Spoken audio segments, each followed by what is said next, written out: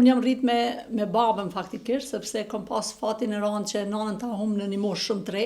Sot 15 dhjetor i bën 45 vjet. Nuk ka asnjë ditë tjetës time që unë nuk e kam kujtu. Ka mungu në gzime, ka mungu në sfida, ka mungu në ditë normal tjetës. Kisha dash me pas afër edhe në sfidat që kom kalu. Për një fëmijë është e rëndë kur nuk e din se çka është era nanës, që thuhet një fjalë. Humbjen më të madhe kam marrë në vitin, domethënë kur kam pas 1 vjet e gjys.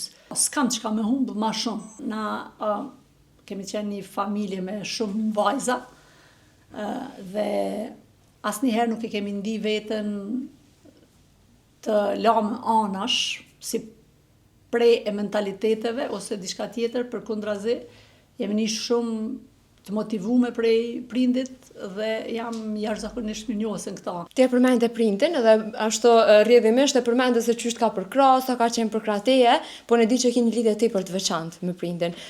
Cilat kanë qenë ato ndoshta këshillat ose mënyrën se ti që përmendë që të ka për krah, që ti e ke ndi ashtu që po është kam për krah dhe e ke pas krah teje gjithmonë. Tani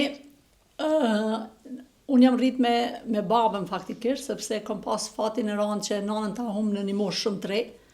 Dhe do thot vullneti i tij i jashtëzakonshëm që gjitha vajzat me na pa në rrugë të drejtë dhe shtytja e tij për të shkolluar, për kraja e tij gjatë shkollimit, domethënë janë vlera të cilat janë të pakompenzueshme. Ti e përmend edhe pjesën e nanës, që për ne është një pjesë e ndihshme që kurdo që humb është dhimbje për çdo secilin prej neve. Po çka atë ka munguar në një moment që pavarësisht që e ke pas prindin, e ke pas motrat, e ke pas përkraje tepër të mëdha, ke pas një moment që me një farë forme ke thonë qysh nuk është ajo. Në çdo moment dhe në çdo frymarrje do të thonë ndjehet mungesa. Është e kohë të thuaj që për një moment nuk e kam mendu. Sot, do më thonë tani me 15 dhjetor i bën 45 vjet që ka ndru jetë, do thot nuk ka asnjë ditë tjetës time që unë nuk e kam kujtu. Dhe vetë fakti që është çdo ditë prezent në jetën time pavarësisht mungesës fizike, kjo flet shumë se sa e madhe është edhe mungesa pastaj. Po, më ka mungu në gzime, më ka mungu në sfida, më ka mungu në ditë normal tjetës, por megjithatë, cikli jetës është ky. Dhe thjesht jam mundu që atë pjesë me e kompenzu me dashnin e pjesës tjetër të familjes, motrat, vllaut, babës e kështu me radhë. Se jam pak e ndihshme këtë pjesë edhe vetë, kështu që më fal nëse veç hyna ashtu, e di që është edhe për ty pak e monimshme me fol me këtë pjesë, ndoshta nuk është pjesë që kishim dashur me diskutu nëpër media, po ku e ke ndjen ashtu që ose çka ke dashur me pa ajo prej teje, ku ti ke mri se gjithsesi prej neve dojna që të paktën print me i bë krenar me diçka që na punojnë, edhe ti e di që jashtëzakonisht shumë punon gjithsecilin drejtim. Pak që dash ndoshta që me një farë forme me i pa çto të arriturat e tua. Tani çdo fëmijë, sidomos kur arrin suksese dhe triumfe, dëshiron me nda të paktën me familjen. Unë e kam pas fatin që tjetoj mes dy botra, mes fshatit edhe qytetit. Nana ime ka qenë nga Shala e Bajgorës, ka jetu në Mitrovic, dhe babën e kam Drenicak. Dhe unë jem rrit mes dy kultura, fshat dhe qytet. Dhe kjo ka qenë përparësia jem ma e madhja, sepse nuk kam pas asnjëherë probleme dhe sfida në rrugtimin tim jetësor.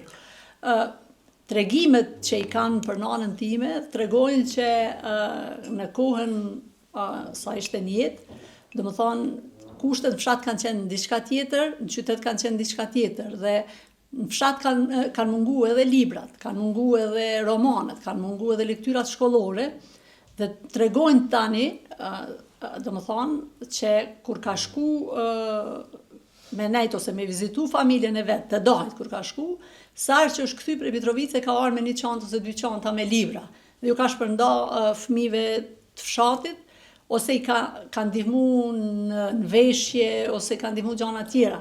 Dhe sot, ajo që ka kësha dasht me shiju ndoshta, edhe pse unë gjithmonë besoj që ata janë dikur na shohin edhe na përcjellin prej dikujt, dhe më thonë, normal që kësha dash me nda sukseset e mia, po normal kësha dash me pas afër edhe në sfidat që kom kalu. Thjesht, Për një fëmijë është e rëndë kur nuk e din se çka është era nanës, që thuhet një fjalë. Por jeta është e tillë, ndoshta këto sfida më kanë bërë pak më të fortë. Prandaj I tham shpesh herë sepse edhe gjatë jetës në politik, jo rrallë ko marrë goditje të padrejta, dhe unë e kam thënë shpesh herë edhe me gazetarë, edhe me oponent politik, kujdes çfarë standardi po krijoni, sepse unë e kam humbjen më të madhe kam marrë në vitin, domethënë kur kam pas 1 vjet e gjys. Dhe nga ajo kohë unë kam arrit me rikoperu gjithçka dhe kam arrit me marrë veten. Për mua humbje më të madhe nuk ka, s'kam çka me humb më shumë. Dhe nuk më lëndon asgjë më shumë se ajo që më ka ndodhur në vitin kur I kam pas 1 vjet e gjys. Këto tjerat janë irrelevante. Unë I marr për tesha këto paragjykimet e gjanat që ndodhin. Po është e frikshme se çfarë standardi po krijohen në Kosovë. Domethënë pa asnjë kriter ose pa asnjë fakt sulmohen edhe linçohen njerëz pa e ditë rrugën nëpër cilën ka kaluar. Mjafton me pa figurën, mjafton vetëm me ditë emrin ose me ditë se nga cila trevë vjen dhe e godet. Kjo është e frikshme. Jo për mua, është e frikshme për vajzat që rriten këtë vend. Kështu që jo mundu edhe nga një humbje kaq e madhe me nxjerr më të mirën. Domethënë thjesht më ka bë një njeri më të fortë, më ka kalit për jetën, me thonë me një përmbledhje. Kështu shumë faleminderit se ka përmbledhje jashtëzakonisht e mirë, dhe secila femër që ka po, mbasi që të paktën ka mujt me nxjerr diçka për krejt saj që aty e the.